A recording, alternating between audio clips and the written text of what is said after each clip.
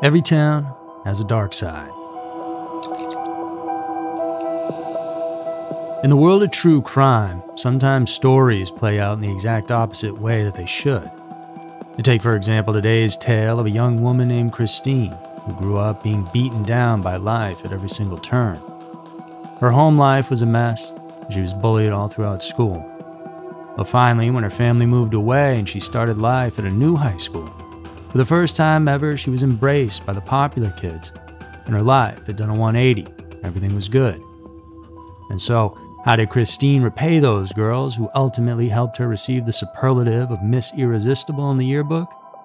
Well, it's the exact opposite of what she should have done. Hey guys, it's Andrew. Thanks for tuning in to this week's episode of Everytown, where today we're headed on down to the Lone Star State to learn about Christine Paolila and the Clear Lake murders. In classrooms across the country, social lines are being drawn. Who's popular, who's not, who's in the in crowd, and who's getting bullied. It is a rite of passage that can have unexpected and sometimes tragic consequences. To fully understand how things got so bad in this case, well, you need to understand a couple things first. Christine Paolila was born back in 1986 out on Long Island, and from the jump, she faced some serious hardships in her life. When she was just 2 years old, her father, who was a construction worker, was killed in a workplace accident. The devastating loss left the family and her mother, Lori, struggling to cope and make ends meet.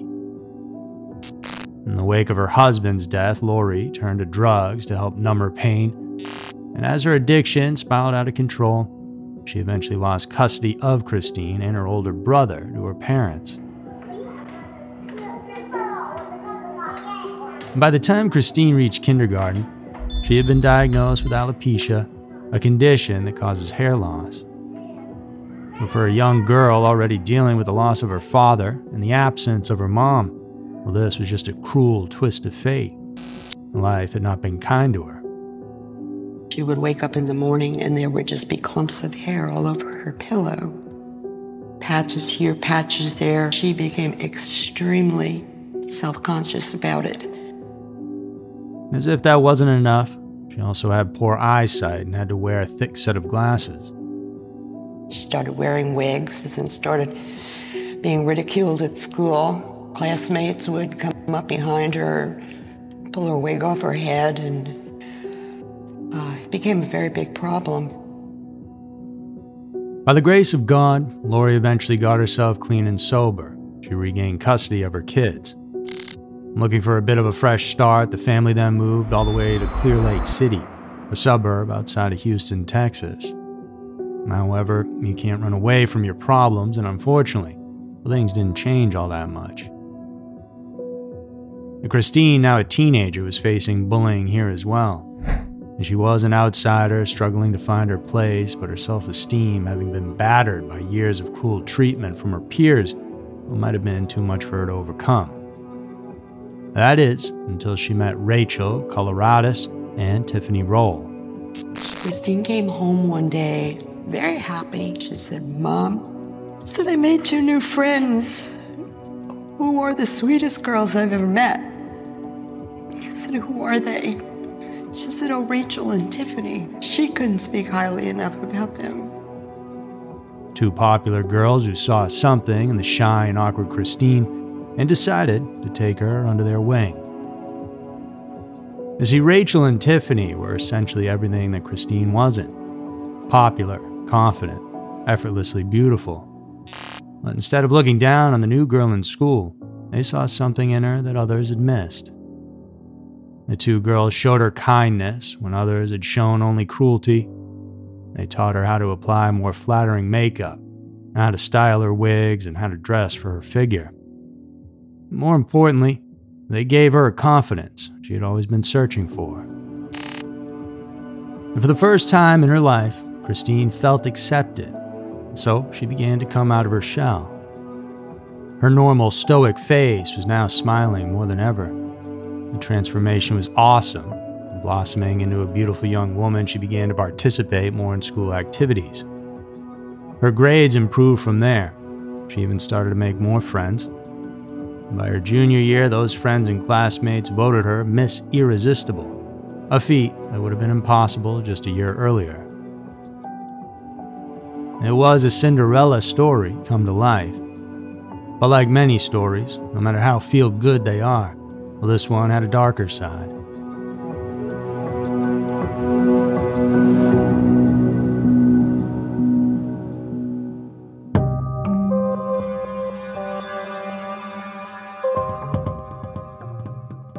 As Christine became more popular, something unsettling began to grow inside her. The years of bullying and rejection had left deep wounds, and her newfound high status was fragile and easily shaken. And then Christine met someone who would change the course of her life forever. His name was Christopher Snyder. At 21, he was a bit older than Christine and her high school peers. He had a reputation as a bit of a bad boy around town. He'd had some minor run-ins with the law that he wore like a badge of honor. For Christine, Chris was the icing on the cake in her eyes, the missing piece, so to speak, to make her meteoric rise to cool kid complete. When I first started dating Chris, he acted like, he was the man, and he would, try to, buy everything, and just, he acted, it was almost like he was a father figure to me, because he'd always, said he'd take care of me, and I always... Christine's mother and stepfather didn't like this new young man and disapproved of Chris, and they saw the danger he represented, the potential to undo all the progress that their daughter had made. And even Rachel and Tiffany expressed their concerns about her new boyfriend, but everybody's disapproval only seemed to push Christine closer to him. And she was in love and happy, so who were they to get in the way? And after this, she began to withdraw from her family and her school friends, spending more and more time with them. And slowly, but surely, she started to change. So following Chris's lead, Christine began to dabble in illegal substances. And Chris could walk into any liquor store and buy booze that the two would share. Her grades then started to slip, and she became more secretive and defensive. And the sweet, grateful girl who had blossomed under Rachel and Tiffany's friendship was disappearing, replaced by someone harder and more unpredictable. And this love story between the two was volatile at times, and they were seen fighting frequently and intensely. And it was a story of Christine even spending the night on the front lawn of Chris's family's home after a particularly bad fight, threatening to kill everybody who was inside. And as Christine got more and more caught up in Chris's world, well, it seemed inevitable that at some point everything would come to a head, and eventually it did in a really big way.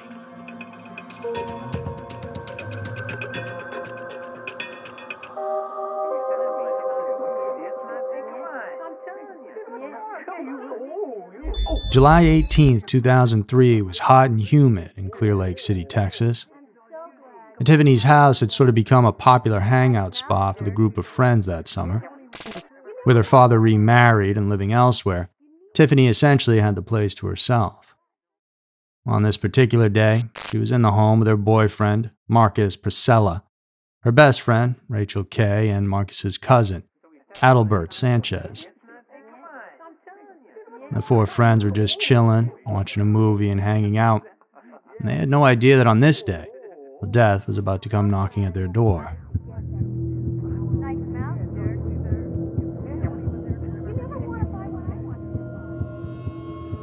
Around 3:30 p.m., Christine and Chris rolled up to Tiffany's house. The official story was that they were there to buy some weed. Marcus was known to sell it. What happened next is a matter of debate, pieced together from Christine's later confessions and crime scene evidence. But according to her, the plan was simple. They were there to rob the house and the four people inside. Each of them armed with a gun, they went in through the front door where things quickly spiraled out of control. A confrontation broke out between Chris and Marcus. turned into a yelling match, and pretty quickly, shots rang out. In a matter of just moments, the entire living room then became a bloodbath. Once they opened up the door, they were probably attacked within minutes and were met with absolute fury. Marcus was shot multiple times and fell down behind the couch. And Tiffany and Adalbert, caught completely off guard, were gunned down where they sat in their recliners, their legs still stretched out in relaxation. Rachel, Christine's former friend and mentor, made a desperate attempt to call for help. She managed to crawl to a phone and dial 9 and then 1, but before she could complete the call, she too was shot multiple times. As Rachel lay bleeding on the hardwood floor, her former friend approached her. In a final act of brutality, Christine began beating Rachel with the butt of her gun, crushing in her skull. And later on, it would be said in court that Rachel's last words as she looked up at the evil in front of her were, "Why are you doing this to me?" The kids themselves, drenched in blood. There's blood spatter that's on the walls. There's bullet holes from rounds that have gone into the victims and outside of them. In total, when all was said and done, over 40 bullets were fired in that house. The brutality of the attack was shocking. Each victim had been shot multiple times, and both Tiffany and Rachel had been shot in the groin, a detail that would later be seen as a sign of sexual jealousy. And as quickly as this whole nightmare had begun, it was now over. Christine and Chris fled the scene, leaving behind a house of horrors. And shockingly, less than an hour after committing this quadruple murder, Christine clocked in for her shift at the Walgreens makeup counter, as if nothing had ever happened at all. The bodies weren't discovered until later that evening when neighbors came to visit Tiffany. The news of the murder spread fast through Clear Lake City. Before young people, gunned down in broad daylight, it was unthinkable in this quiet, affluent suburb. And alongside the grief, there was fear. Now, who could have done this and why?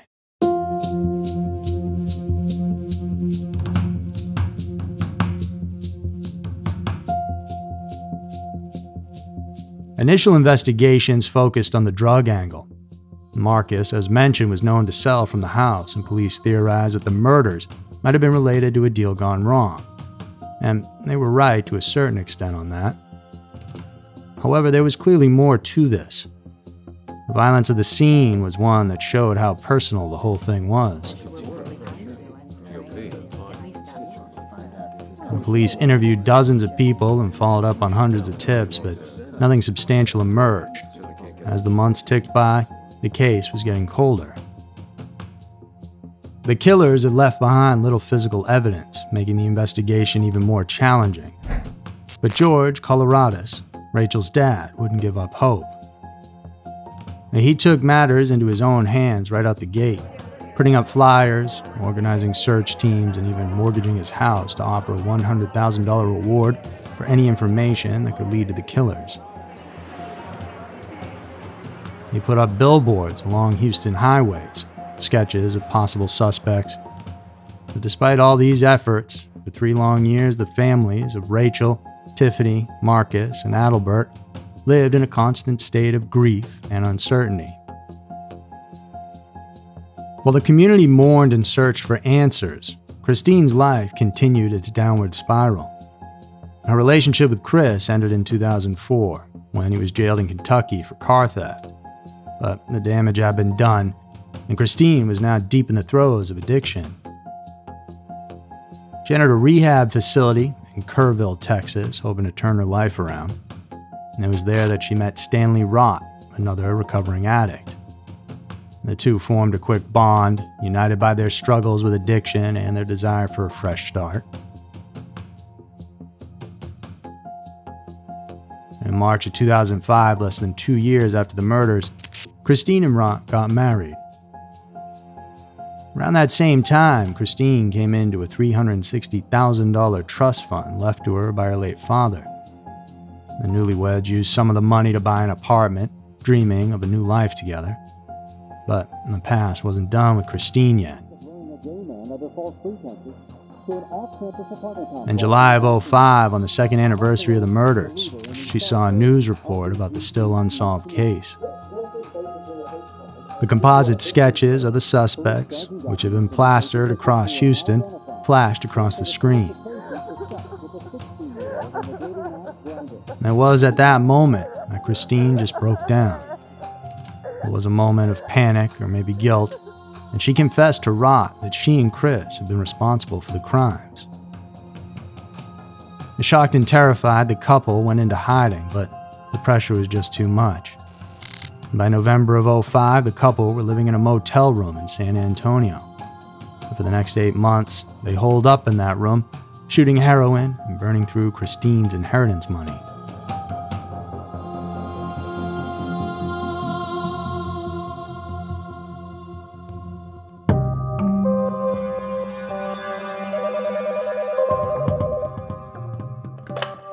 And then on July 8th of '06, almost exactly 3 years after the killings, the Clear Lake City PD received an anonymous tip through their Crime Stoppers hotline. The male caller provided details about the murders that only someone intimately involved could have known. The tipster mentioned 2 perpetrators. One was described only as Chris, but the other was named explicitly Christine Paolilla. For the detectives who had been working the case, this was the break they had been waiting for. And Chris wasn't easy to find, but thanks to ATM records and other financial transactions, they were able to locate Christine and Rott. On July 19th, police burst into the motel room to find it in complete squalor. Used needles littered the floor, mixed with trash, vomit, and rotting food. The walls and furniture were stained with blood and other bodily fluids. The stench was overwhelming. Christine and Justin were barely recognizable at this point, their bodies ravaged by months of continuous drug use. They were wearing blood-stained clothes and covered in track marks, and it was clear that without intervention, they might not have survived much longer. Christine was arrested on the spot. As she was led away in cuffs, the gravity of the situation seemed to hit her. And the life she had built for a short while, the popularity she gained, the future she had dreamed of, well, it had all been thrown away in a most violent fashion. Her interrogation began right away, and over the next few hours, detectives tried to piece together what exactly had transpired on that fateful day in July of '03. At first, she tried to pin all the blame on Chris. She insisted that she had waited in the car while Chris went into the house, and that she didn't even know about the murders until days after they had happened. But as the interrogation wore on, and as Christine began to suffer from withdrawal symptoms, her story began to change. Wanted to be out of that situation at all costs, she then admitted to being in the house during the murders, but still claimed that Chris had forced her to participate. So, the gun was in your hand, and what was he telling you? 1, 2, 3? He was holding on to it, too. Okay, like on top of your hand or something? Yes, like I couldn't tell you how it was, like, but that one, that like I was scared and I was like crimping, and then I had made the gun go off, not purposely though, but like it went to like the back of the room because I was just like screaming, just like shaking. So somehow you pulled the trigger? Yes. Okay. However, the detectives weren't convinced. The brutality of the crimes, particularly the beating of Rachel, suggested a level of personal involvement that went beyond being an unwilling participant. As Christine's withdrawal symptoms got worse, she was then taken to the hospital. And there, while on methadone and morphine, she confessed more details. And she described how she had hit Rachel with the butt of the gun, smashing her head in while Rachel begged for her life. And meanwhile, the search for Chris was underway, and police tracked him down to Greenville, South Carolina, where he had been living with a woman he met online. But when they got there to arrest him, they didn't find exactly what they were looking for. And Chris had overdosed on prescription pills right after he found out the police were looking for him.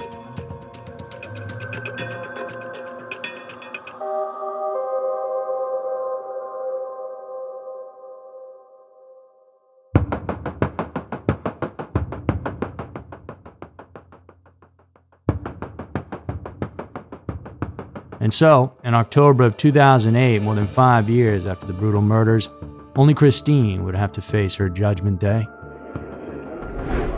The trial started with high tensions in a packed courtroom. The families of the victims, who had waited so long for this day, sat quietly as the proceedings began. The prosecutors argued that, far from being an unwilling participant, Christine had been an active and eager killer, while the defense tried to paint her as a victim of circumstances.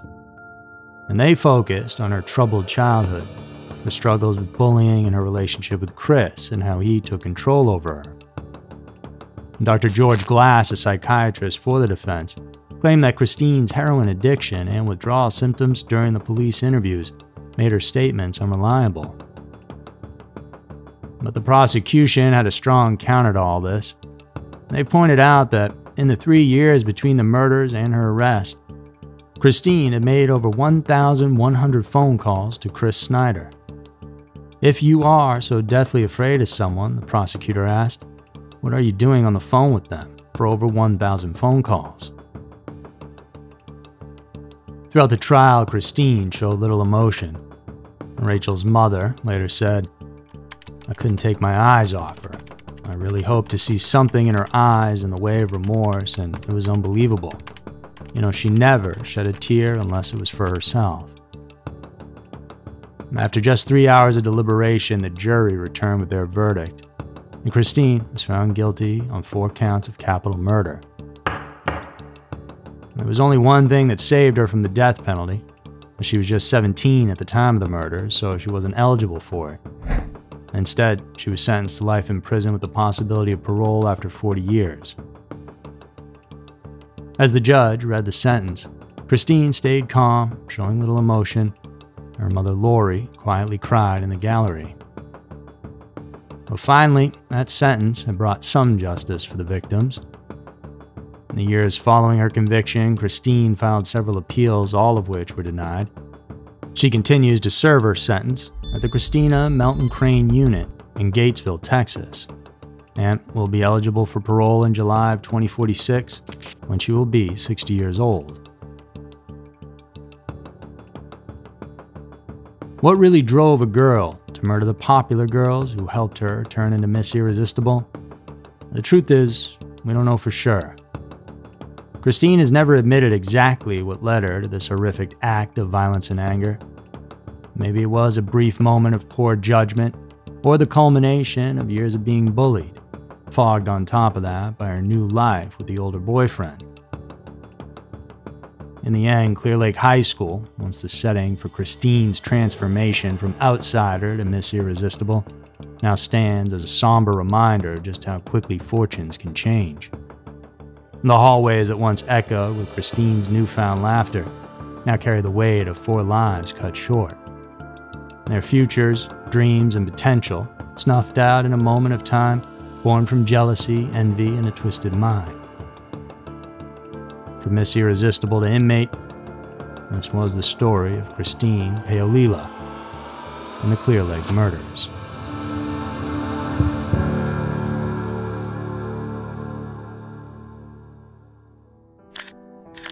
And so that's it for this week's episode of Everytown. I hope you all enjoyed it.